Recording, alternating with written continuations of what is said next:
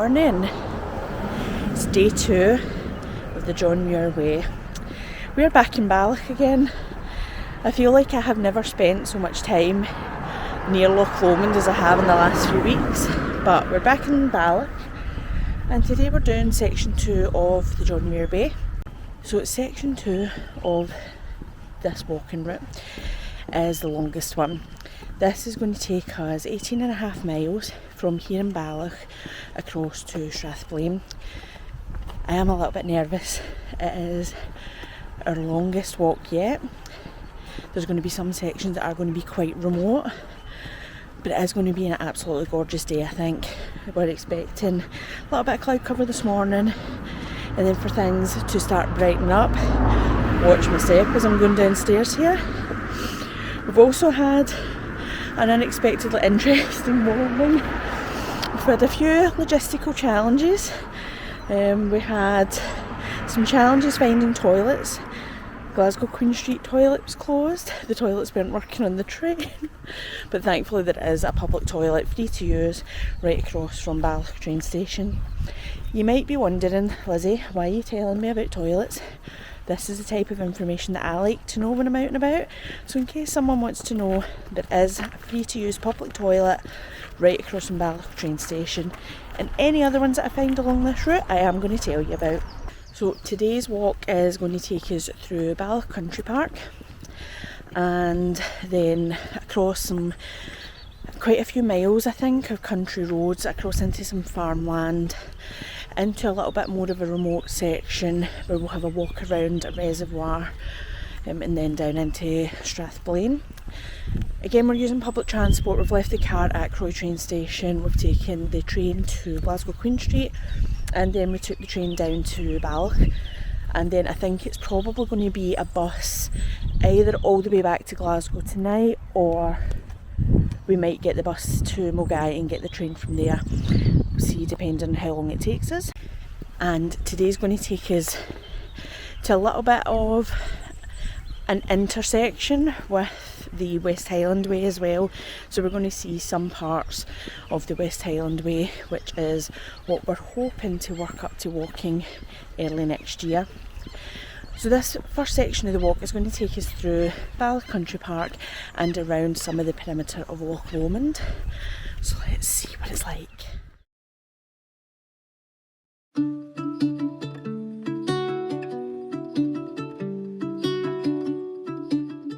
Starting off on nice, gentle tarmac walk through some woods. Compared to last week, my expectation is that this section of the John Muir Way is going to be a lot more road, tarmac, and a little bit less of the rocky tree route trails from the section we did a couple of weeks ago. That being said, one of the earliest lessons I've learned about being out walking is whatever my expectation is never proves to be true. So expect the unexpected is my new philosophy out on these walks.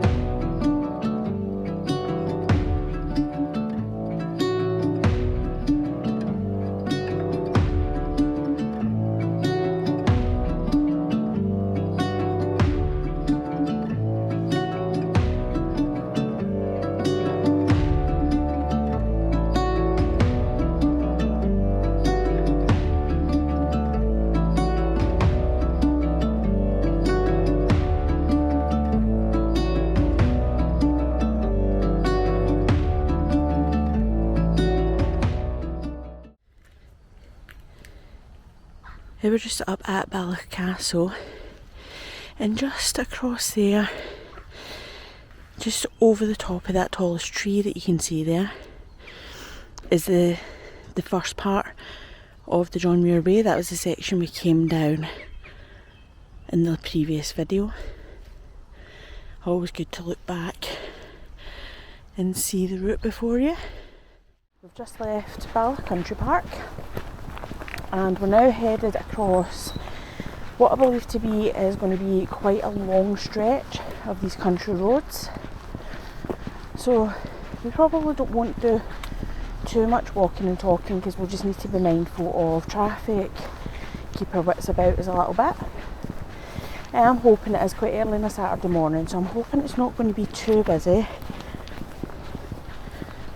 But we'll see what this stretch is going to be like. We're expecting this for a good few miles. The weather this morning is absolutely perfect. There's a nice breeze. You can tell the sun's trying to come out. It's quite warm. Perfect spring day. So hopefully we are going to get some really nice sun-drenched views compared to last week's very grey and drizzly footage.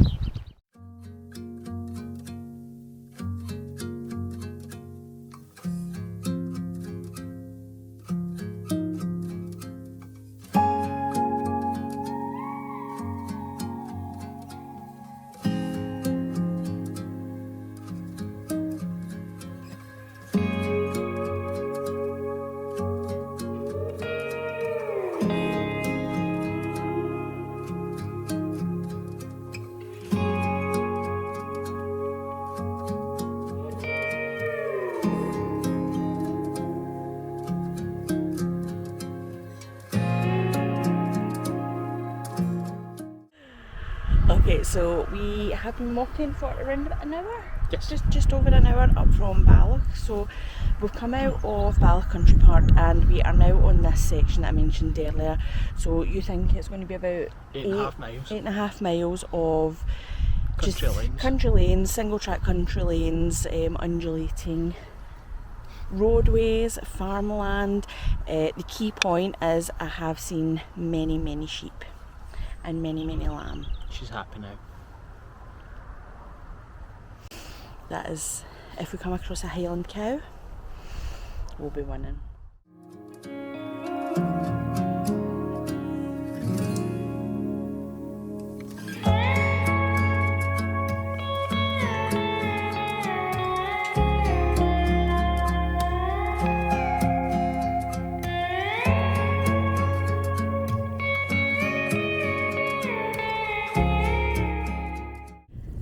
Right, so we have been walking for just over 3 hours. We've now come out of that stretch of the country lane. I'm quite glad that bit. It was a really beautiful walk. There was lots to look at in terms of farm animals. It was quite varied coming across it, but the one thing that didn't vary was just you were on the road the whole time. There wasn't any kind of turn offs. It felt a little bit like you were in Labyrinth, but we've come out of that just now. We've come up part way up this hill, so hopefully if you can see over my shoulder, if not I'll turn around in a second. We just stopped here and we've had a little 10-15 minute break just to sit here, have a quick snack, have a drink before we go up into the next section. But look at this lovely spot that we've been sitting in. We can see Loch Lomond over there in the distance. I'm almost quite sad to move on from here. It's quite relaxing just sitting here up against this nice tree.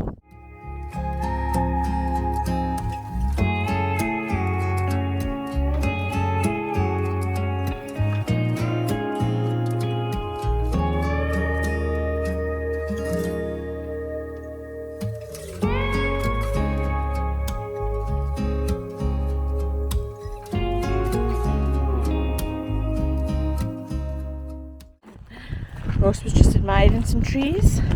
What did you find? I found the snake. Yeah, I found the snake. That's a nope from me. This is Scotland. Highland cows is what we like, sheep is what we like, snakes not so much.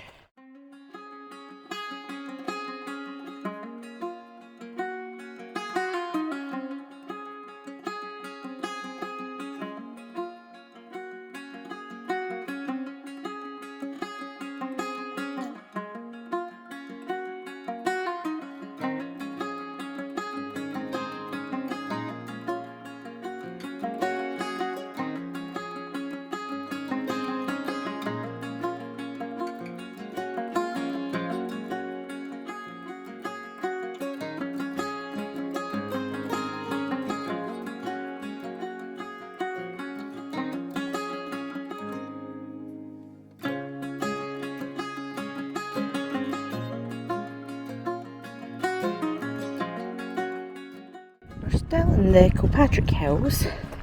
As you can see, the scenery is very dramatic.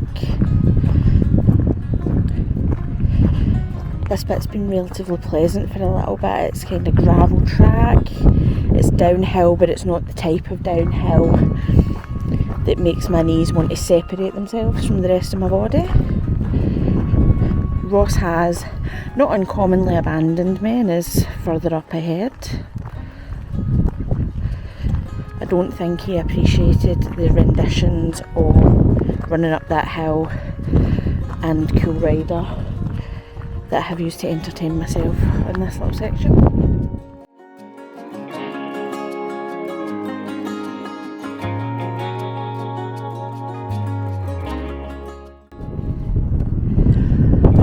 Go walking, they said. It'll be fun, they said. It's a gentle incline.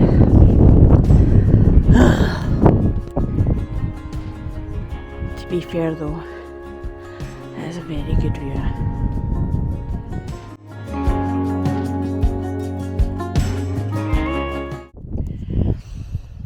Well, we've reached the reservoir. We're here. I'm standing here on the trail, eating some apple slices, thinking about my life choices, because now we need to get up there. So we are just going to head up this track, and I think it's going to zigzag up there and then over in the middle there and then up just where you can see it cutting the hill and then over the top down the side of the reservoir.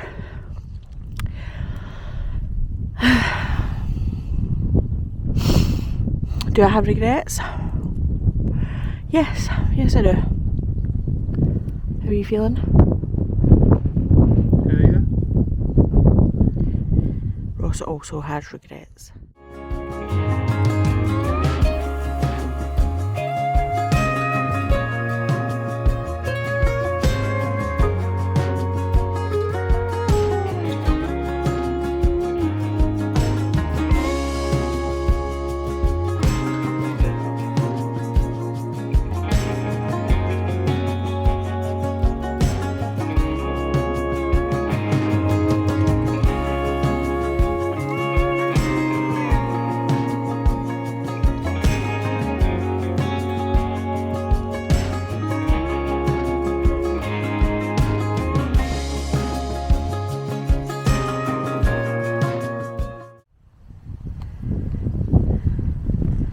The greatest word in the English language right now.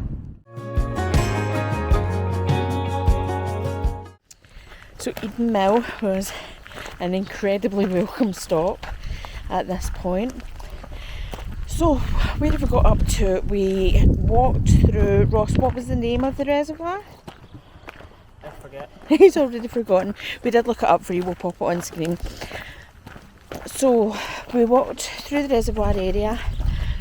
I'm not going to lie, that was incredibly tough, and it was far tougher than I anticipated. I very much underestimated that section of the trail today.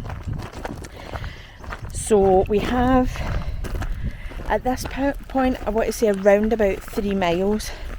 Now, the mileage has been a little bit off for us today because the section when we were walking along the country roads was supposed to be about 8.5 miles. It certainly didn't feel like that, and we were off it much sooner than I expected. So I think we just need to play it by ear. I think we've got a few more climbs to go, but this in theory should be the final 3 miles. So I'm glad I had the opportunity to have a sit down, have a rest, crucially have a can of Coke. You know, if you've been around the channel before, you know I highly value a can of Coke for its healing properties. So we are going to proceed on. It has taken us longer than we'd hoped, but not longer than we anticipated. We did anticipate it would take us quite a while to do this section of the John Muir Way, because it is the longest and because they tend to say the times it will take you to do that based on reasonably experienced hikers, I would say. So it is now around 4:30, just before 4:30 we've left Edenbell, and it's just onwards and potentially upwards to Strathblane now. Ross, how are you feeling?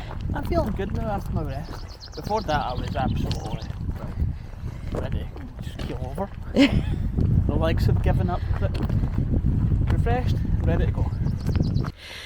This has been such a perfect day to walk this section of the John Muir Way. The weather, we could not ask for a more perfect day. The sun's out, which makes everything just pop that little bit brighter. The temperature is absolutely perfect for this type of activity. It's windy, which keeps us cool. Although the sun's out, it's not hot. Again, if you're a regular viewer of the channel, you'll know I have no fondness for high temperatures, but it's just a really perfect walking temperature, I think, and I think this will be one of the few days that we're likely to encounter with such good weather for these incredible views. And this again is just another really pretty section of the trail, and gratefully far fewer small stones.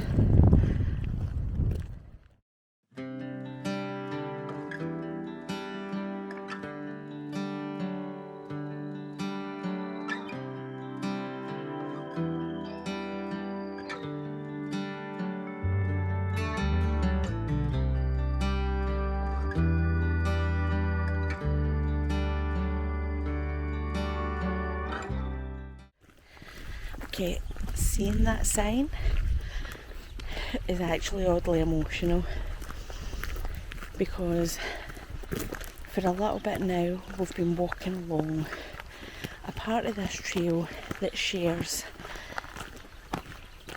the West Highland Way. So the John Muir Way and the West Highland Way share this, the section that we were just walking along. The reason we're out here doing this ultimately is because both of us have a goal to one day be able to walk the West Highland Way. I have long wanted to walk the West Highland Way, but I have always just believed that that's for other people and I can't do it. And the reason we are out every few weeks walking parts of other trails and walking the John Muir Way is to see if we can, and to see if I can. For me it's a personal thing to see if I can do this, and this is going to be the biggest physical challenge I have ever undertaken. And even today, if we make it to the end of this section, this will be the biggest physical challenge that I have ever completed. And I keep saying if we make it, I mean we have to make it, there's no other choice unless we're building a cabin out here in the woods. But it was just nice to see the sign for the West Highland Way, and knowing that maybe one day we might be able to come back on a multi-day hike walking the West Highland Way. The John Muir Way had a few more surprises for us. Some fairly serious climbs and some boggy parts there. I appreciate it's not a serious climb for regular hikers and people who do this sort of stuff all the time. Especially when I saw the man on the bike just hoist his bike onto his shoulders and run up it. But for us, it was a challenge. So the way has had a few more surprises for us, and I don't think it's done with us yet, but right down there is Strathblane, our final destination. Actually, now that I've said that, I shouldn't have said those words. There's a new Final Destination movie coming out, and we're entirely too close to a series of cut logs to be having that referenced.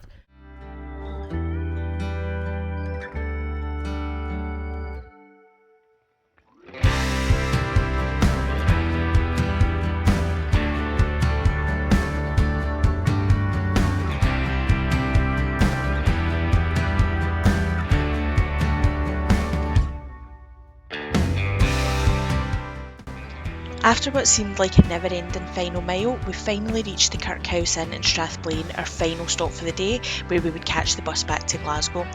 By this time the camera, much like myself, was rapidly running out of power. We'd set off from Balloch Country Park at around 8:20 in the morning and we reached Strathblane at around 6:45pm. If there's one thing I've learned about doing these walks, it's that the only pace that I can go at is my own. I really hope you're enjoying these videos and coming along to explore some of the Scottish countryside with us. If you've enjoyed this video, remember to give it a thumbs up and subscribe if you're new. As always, thank you so much for watching and we'll see you in the next one.